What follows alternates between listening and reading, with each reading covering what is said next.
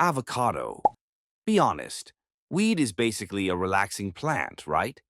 If a relaxing plant could quietly ruin your 20s and 30s, then yeah. Come on, weed's not that serious.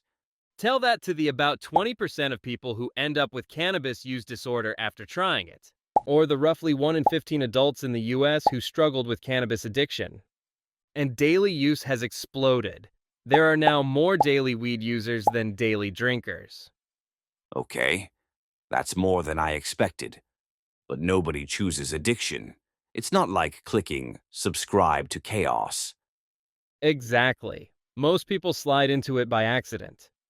It starts fun, then the frequency creeps up. Weekends, then weekdays, and suddenly it's every day. As a daily user, your risk of cannabis use disorder can go up to around 30%. Years can pass before you notice how much you dropped along the way. But in your 20s, you're basically immortal. Does it really matter? That's the trap. In your 20s, life carries you forward even if you move like a potato.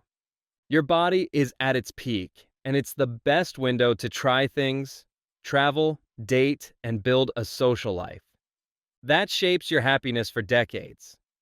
If you spend a big chunk of that decade stoned and scrolling, you don't get those years back.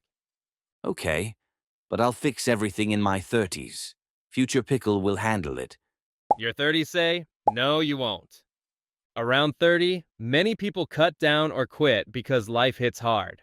More work, more stress, serious relationships, maybe kids, much less free time. People become way more selective about who gets their time. If your identity revolves around weed while theirs revolves around life, you drift apart. You can turn into the flaky friend no one invites.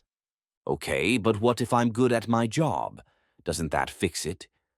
Not really. Heavy users are more likely to end up with worse education, lower income, less savings, and less stable jobs. Many long-term heavy users later say they lived less. Fewer trips, fewer new people, fewer meaningful experiences. But weed helps my anxiety. Sometimes. At first, yes. But with heavy use, that calming effect can flip and actually make anxiety, mood, and coping worse, especially in a mental health crisis. The good news is that when addicted people quit, many see clear improvement in their mental health.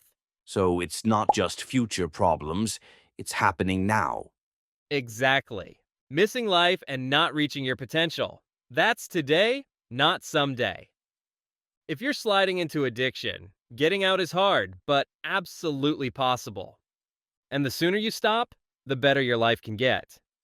So there's still a life out there for me? A whole one. You just need to step out of the haze long enough to see it. Be nice to your life. And your pickles. See See you you next next time. time.